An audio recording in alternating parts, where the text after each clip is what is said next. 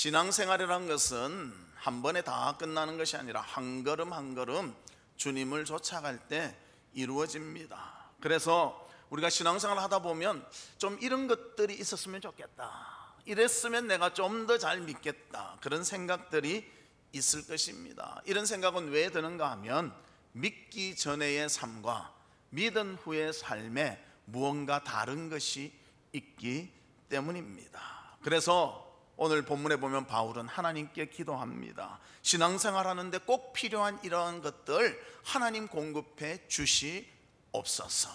물론 바울도 수고하며 노력합니다. 그러나 전적인 모든 것은 하나님이 공급해 주실 때 가능하다는 것입니다. 그래서 바울의 간절한 기도를 오늘 본문을 통해서 표현하고 있습니다. 우리가 신앙생활을 함에 있어서 또 신앙의 성숙함을 위해서 무엇이 필요한가, 그것을 살펴보며 우리도 바울과 같이 신앙의 성숙함에 이르는 모두가 되시기를 주의 이름으로 축복합니다. 그러면 첫 번째로 우리 성도들에게 필요한 것은 뭔가? 속 사람의 강건함이 있어야 한다는 것입니다. 바울은 에베소 교인들을 향해서 말합니다. 속 사람이 강건하기를 바라노라 하고 말합니다. 우리 믿는 자들에게는 속 사람이 있고 겉 사람이 있습니다. 뭐 이래 복잡하냐? 뭐 다른 말로 하면요, 옛 사람의 성품이 있고 새 사람의 성품이 있다는 것입니다. 그래서 처음에 예수 믿기 전에는 겉 사람만 있었는데 예수 믿은 후에는 속 사람이 생기게 됩니다. 그러면 겉 사람은 무엇인가? 아담의 혈통을 이어받아 타락하고 부패된 육신적인 몸이 바로 겉 사람의 모습이라는 것입니다. 이 육신의 최대 관심사는 무엇입니까? 육신에 도움이 되는 것이 관심사. 그래서 요즘 제일 관심 있는 것이 뭔가? 건강 아닙니까? 건강. 그래서 옛날에는 안 그랬어요. 먹을 것만 있으면 웬 떡이냐 하고 마음껏 먹었어. 요즘 먹는데도 딱 봅니다. 몇 칼로리인가? 이거는 칼로리가 높구나. 몇 칼로리인가? 요거는 적당하겠구나. 요즘 그럼 여러분은 그래 안 하십니까? 저만 그러는 것 같은데 얼굴 표정이. 그래서 칼로리를 따지고 무엇이 영양가가 있으면서 또 칼로리는 낮은가, 또 영양소가 어떻게 골고루 잘 섭취되는가, 우리는 그런 것들을 굉장히 관심을 가집니다. 그래서 건강하기 위해서 운동하고요, 또 먹는 것도 가려서 먹고요, 심지어는 너무 건강하다 보니까 이 육신을 어디다 쓸지 몰라서 이것을 잘못 사용할 때도 있다는 것입니다. 그래서 그 모습 속에서 방종과 쾌락의 모습이 나타나기도 합니다. 우리에게는 이 육신의 삶도 중요합니다. 하지만 더 필요하고 중요한 것은 무엇인가? 속 사람의 강건함이라는 것입니다. 그러면 속 사람은 무엇입니까? 영적 일에 힘쓰는 우리의 자아라는 것입니다.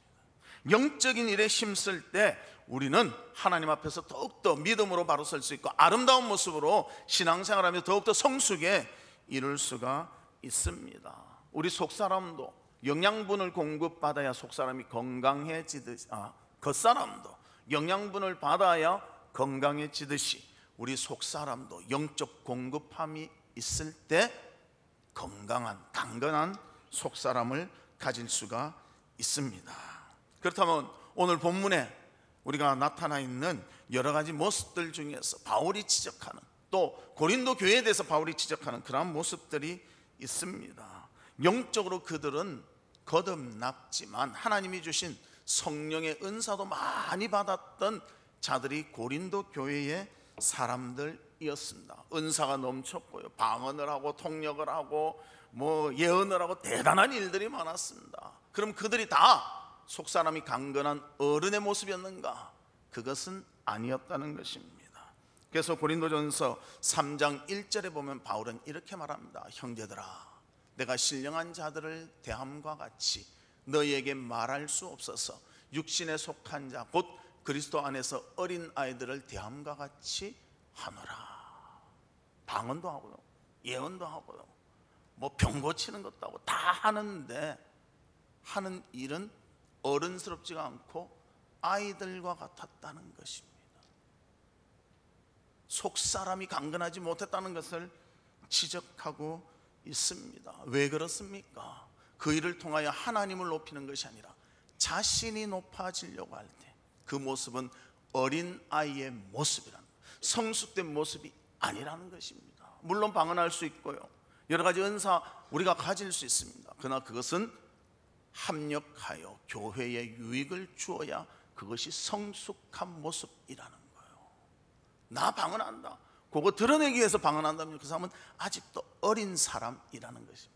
똑같은 물건을 주지만 어른을 줬을 때 그 물건은 유용하게 쓰일 수가 있고요, 똑같은 물건이지만 어린아이에게 줬을 때 그것은 위험한 물건이 될 수가 있습니다. 예를 들어 칼을 줬는데 어른에게 주면 그것으로 요리도 하고 과일도 깎고 그 일을 잘 쓴다면요, 아이들한테 주면 이거 위험해서 줄 수가 없다는 것입니다.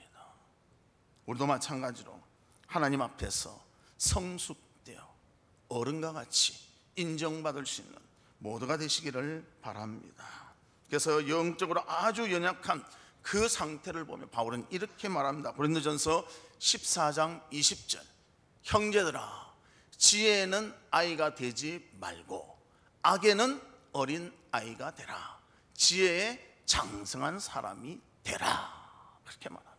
하나님을 알고 세상을 살아가는 바른 그런 모습들 속에서는 장성한 모습이 되고, 악에 대해서는 어린아이같이 잘 모르고 힘없고 그런 사람이 되라. 바울이 강조하고 있습니다. 그래서 하나님께 받은 것이 많다고 해서 무조건 성숙하다는 것은 아니에요. 이것을 하나님의 방법으로 잘 쓸 때 성숙한 자가 될 수가 있는 것입니다. 성경에도 보면 비록 육신적으로는 연약한 여인이었지만 속사람이 강했던 여인이 있습니다. 그 사람은 바로 에스더입니다. 에스더는 한 나라의 왕비였습니다. 그러나 왕비지만 힘 있는 왕비가 아니에요. 우리나라도 보면 왕비 되고 이런 사람은 다 어떻습니까? 집안이 짱짱하잖아요. 뭐 자기 삼촌은 영의정, 자기 뭐 누구는 뭐 좌의정, 뭐 이래가지고 그 힘에 의해서 왕비 되지 않습니다. 그러나 에스더는 그렇지 않았습니다. 아무 힘이 없는데 정말 하나님의 은혜로 싹 뽑아서 왕비가 되었습니다. 그리고 그의 뒷받침이나 기반이 되어줄 사람이 아무도 없었습니다. 그런데 그 자신의 민족, 유다 민족에게 위기가 찾아왔습니다. 모두가 몰살당한 위기가 찾아왔다는 것입니다. 그때 에스더는 에스더 4장 16절에 죽으면 죽으리이다, 그 각오를 가지고 가장 힘들고 연약할 때 누구를 붙잡았는가? 하나님을 붙잡았습니다. 주님께 기도했습니다. 빽이 없고 주변에 사람이 없지만 하나님을 붙잡을 때 그는 그의 민족을 살리는 진정 속 사람이 강건한 모습을 우리 가운데 보여주었습니다. 만약 우리에게 이런 똑같은 상황이 벌어진다, 여러분은 어떻게 하시겠습니까? 어떻게 하면 좋지? 이 사람 물어보고 저 사람 물어보고 또 책에 찾아보고 인터넷 찾아보고 그렇게 하시렵니까? 안 그러면 무릎을 꿇고 하나님께 간구하시겠습니까? 가장 좋은 방법은 주님께 의뢰하는 것입니다. 하나님과 함께하는 것입니다. 하나님이 공급해 주실 때 우리는 진정한 세심과 능력을 얻으며 속사람의 강건함을 누리는 우리가 되어질 줄로 믿습니다. 그래서 오늘 본문 16절에도 이렇게 말합니다. 우리 16절 같이 읽습니다. 시작. 그의 영광의 풍성함을 따라 그의 성령으로 말미암아 너희 속사람을 능력으로 강건하게 하시오며. 우리 속사람 하나님의 능력을 받을 때 강건해질 수 있다. 세상의 유혹과 또 우리를 공격하는 것들이 있더라도 하나님으로부터 새 능력을 받으면 우리의 속사람이 강건하여 어떠한 경우에라도 이기며 승리하며 나갈 수 있다는 것을 우리에게 보여주고 있습니다. 그러기에 우리가 그 속사람의 능력으로 하나님 앞에 예배드립니다. 또 그 능력을 가지고 예수님의 성품을 닮아갑니다. 그 은혜를 가지고 하나님이 주시는 말씀 가운데 깨달음이 있고 그 말씀대로 순종하며 살아가게 됩니다. 또 하나님과 성도를 섬기게 되고요, 교회가 하나 되도록 연합하는 일에 힘쓰게 된다는 것입니다. 성령님의 도우심을 사모하는 우리 모두가 되시기를 주님의 이름으로 축복합니다. 그래서 고린도 교회는 자신의 받은 은사로 자신을 드러내는 데 힘썼기 때문에 그들은 아직도 영적 어린 아이와 같았지만, 에스더는 하나님이 주신 그 은혜를 자신의 민족을 위해서 주님의 뜻대로 썼기에 속사람이 강건한 모습을 보였습니다. 우리도 속사람이 강건한 믿음의 사람들이 되시기를 주님의 이름으로 축복합니다. 두 번째로는 믿음 안에서 뿌리가 박히고 터가 굳어졌다고 말합니다. 이 믿음이 뿌리가 박히려면 영향력이 있어야 돼요. 터를 굳건히 하려면 영향력이 있어야 되잖아요. 이 영향력은 어디에서 나타나는가? 사랑 속에서 나타나게 된다는 것입니다. 그래서 바울은 하나님의 능력으로 성도가 살려면 사랑이 기초가 되어야 한다, 이것을 말합니다. 식물은 뿌리를 깊이 내릴 때 그 영향력을 발할 수가 있습니다.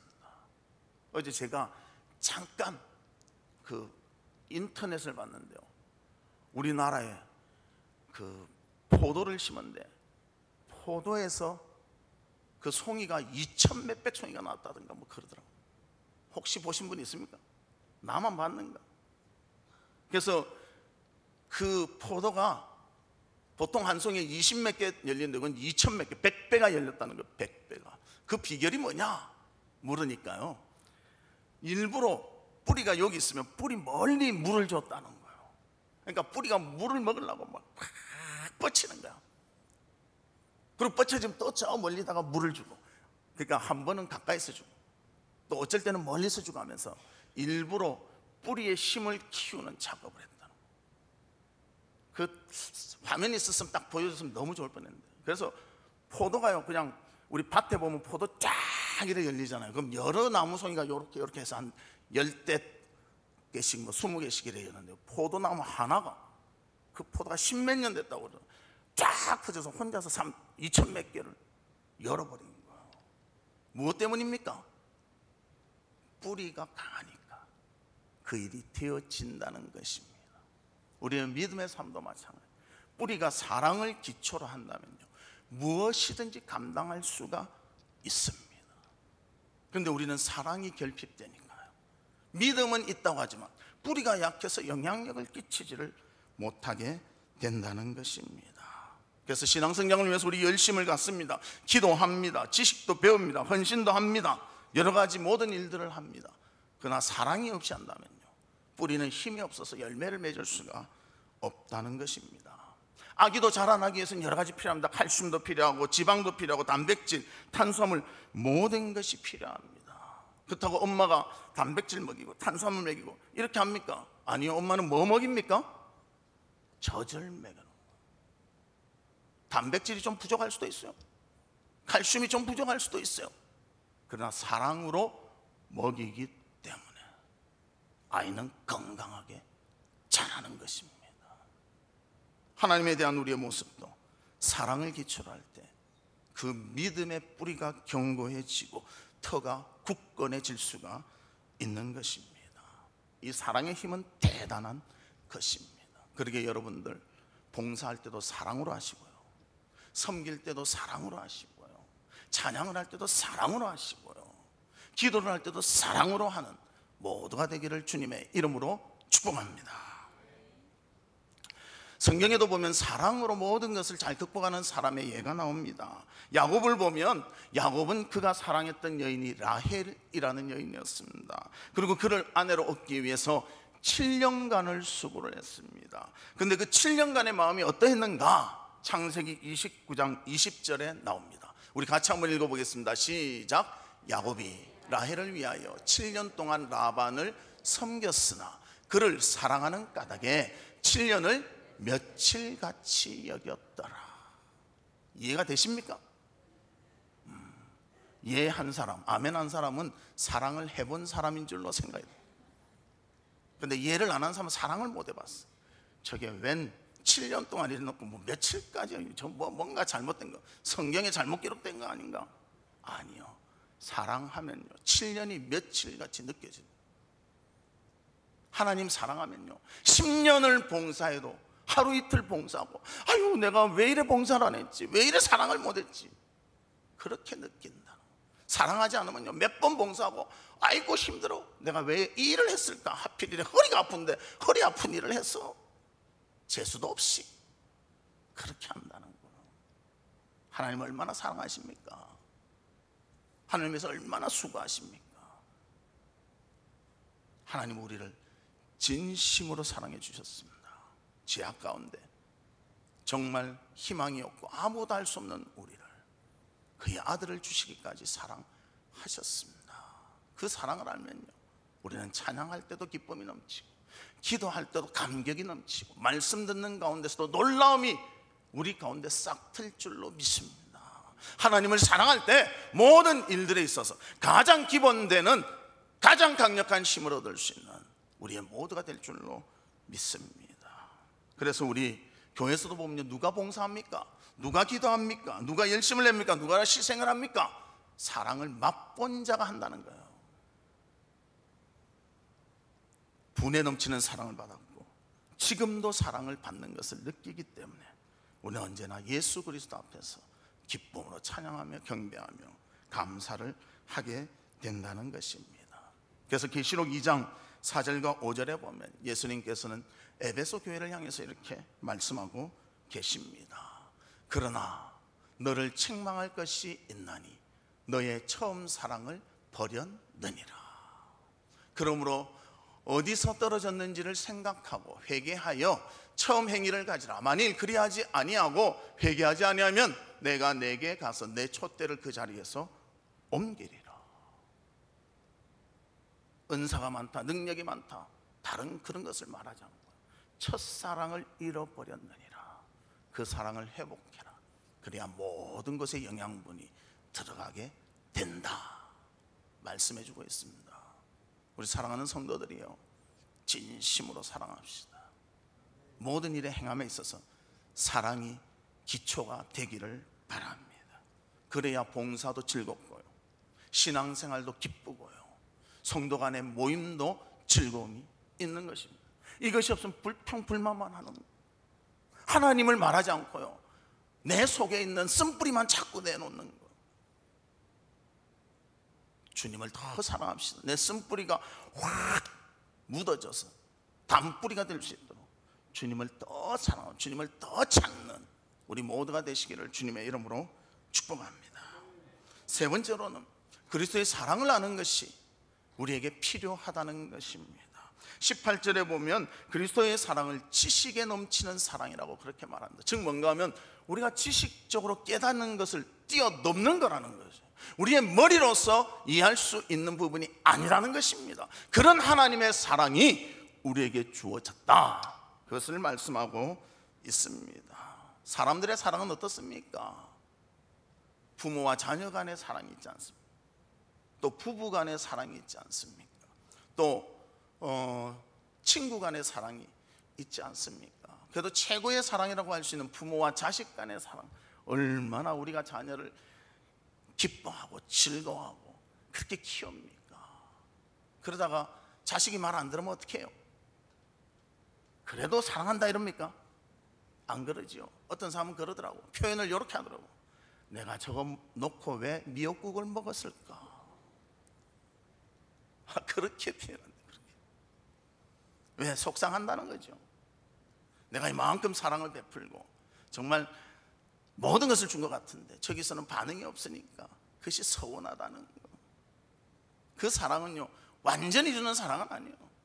뭔가 대가를 요구한다는 거예요. 부모와 자식 간의 사랑보다 더 우리 인간 사이에 깊은 게 어디 있습니까? 근데 그것도 부족함이 보인다는 거예요. 부부 간의 사랑은 어떻습니까? 연인일 때는 얼마나 좋아요.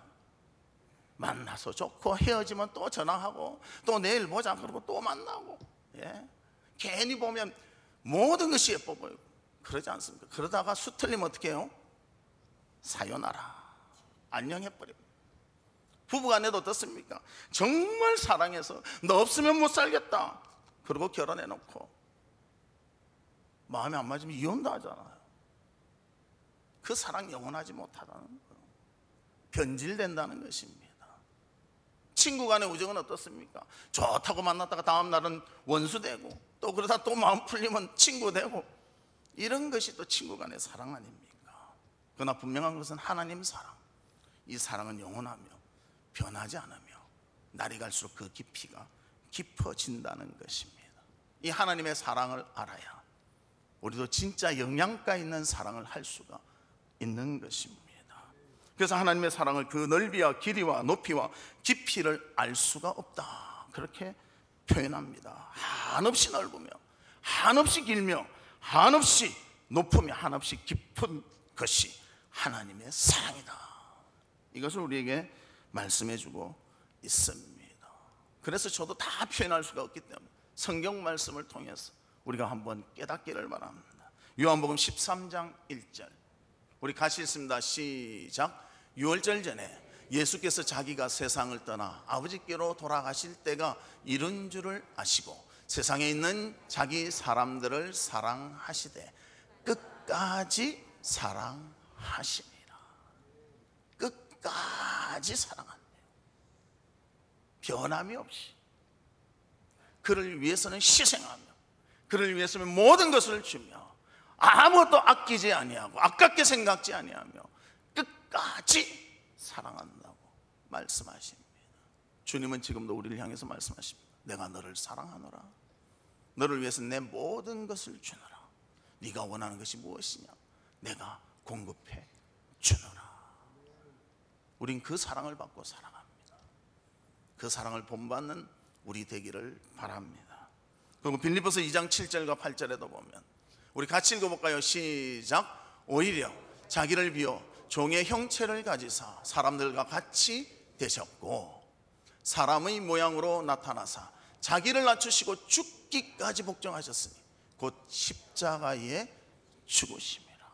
우리를 사랑하기 때문에 죽기까지 복종했다고 성경에 말씀하고 있습니다. 죽는 것보다 더 강한 것이 어디에 있습니까? 목숨을 주기까지 우리를 사랑한 분이 바로 예수 그리스도이십니다. 그 사랑을 우리가 깨닫고 그 사랑을 표현할 수 있는 우리 모두가 되기를 바랍니다. 이 사랑만 표현한다면요 놀라운 일들이 우리 가운데 이루어질 것입니다. 놀라운 변화가 우리 가운데 나타나게 될 것입니다. 그러면 네 번째로 우리에게 필요한 것은 뭔가? 하나님의 충만하심까지 채움이 필요하다는 것입니다. 우리의 그러면 목표는 어딘가? 하나님의 수준까지 될 수 있도록 헌신하고 수고해야 한다는 것입니다. 바울이 말하는 충만이라는 말은 성도가 지향할 목표가 하나님의 충만함까지 되어야 한다는 것을 의미합니다. 그래서 하나님은 충만하고 완벽하신 것 같이 그의 백성도 그래 하시기를 원하십니다. 그래서 하나님께서는 아브라함에게 요구하십니다. 그래서 창세기 17장 1절에 보면 이렇게 말합니다. 아브라함이 99세 때에 여호와께서 아브라함에게 나타나사 그에게 이르시되 나는 전능한 하나님이라. 너는 내 앞에서 행하여 완전하라. 사람이 어떻게 완전할 수 있습니까? 그러나 하나님께서는 그에게 말씀하신다. 완전하라. 네가 나를 닮을 수 있는 만큼 닮고 순종할 수 있을 만큼 순종하고 내가 요구하는 사항에 대해서 토를 달지 말고 언제나 순복하며 따르라. 아브라함은 따랐습니다. 순종했습니다. 주님의 마음에 들게 했습니다. 그래서 그는 믿음의 조상이 되었고요 아들까지 바치는 자가 되었고 하나님의 인정을 받게 되었다는 것입니다. 어떤 사람은 저한테 와서 그런다. 목사님 어떻게 순종하고 복종할까요? 내 사정이 이런데. 그럼 제가 믿음의 분량대로 하십시오. 주로 그렇게 답합니다. 다 다르더라고. 어떤 사람은 하나 하고도 아이고 힘들어 죽겠다 그러고요. 어떤 사람은 열을 하고도 아유 더 할 거 없나? 뭘 좀 해볼까? 그러는 거예요. 그런데 목사는 그렇게 대답하는데 하나님 뭐라고 대답하실까요? 죽도록 충성해라. 그런데 목사가 죽도록 충성해라 하면요 놀래가지고 도망가니까 믿음의 분량대로 하십시오. 그러면서 제가 기도하죠. 하나님 이 성도의 마음을 붙잡아 주시고 날마다 하나님을 만나며 깊이가 더 깊어지고 뿌리를 더 내려서 주님의 수준이 되도록 역사해 주시옵소서. 우린 너무나 희생은 남에게 요구하고요 자기는 영광을 받으려고 하는 것 같아요. 영광은 내려놓고 하나님께 희생하십시오. 그럼 하나님이 영화롭게 해 주실 줄 믿습니다. 주님께서는 우리한테 요구하십니다. 내가 너희를 사랑한 같이 너희도 나를 사랑하라. 내가 거룩한 것 같이 너희도 나에게 거룩함을 보이라. 우리는 그 하나님의 충만하심까지 이루어지도록 헌신해야 될 줄로 믿습니다. 그래서 하나님께서는 그 17장의 말씀을 통해서 너도 행하여 완전하라 하면서 아브라함에게 할례를 행하셨다는 것입니다. 하나님 앞에 거룩하고 깨끗하기 위해서 하나님이 요구하시는 것을 만족시켜라, 그렇게 말씀하고 있습니다. 그게 우리도 하나님 앞에서 만족될 수 있도록 언제나 믿음 가운데서 주님을 바라볼 수 있는 신앙의 일꾼들이 되시기를 주의 이름으로 축복합니다. 그리고 또 하나님께서는 정말 무엇을 또 우리한테 요구하시는가? 이스라엘 백성이 자기의 백성됨을 통하여 또 이렇게 요구하셨습니다. 레위기 19장 2절, 너는 이스라엘 자손의 온 회중에게 말하여 이르라. 너희는 거룩하라. 이는 나 여호와 너희 하나님이 거룩함이니라. 거룩하다는 것, 안식일을 지키고 우상을 버리며 하나님께 헌신하며 제사 드리는 것을 말합니다. 주일을 지킨 것은 너무나 중요합니다. 대충 지키라는 거 아니에요. 요즘 대충 믿는 사람들이 하는 거 가지고 주일 지켰다고 말하지 마십시오.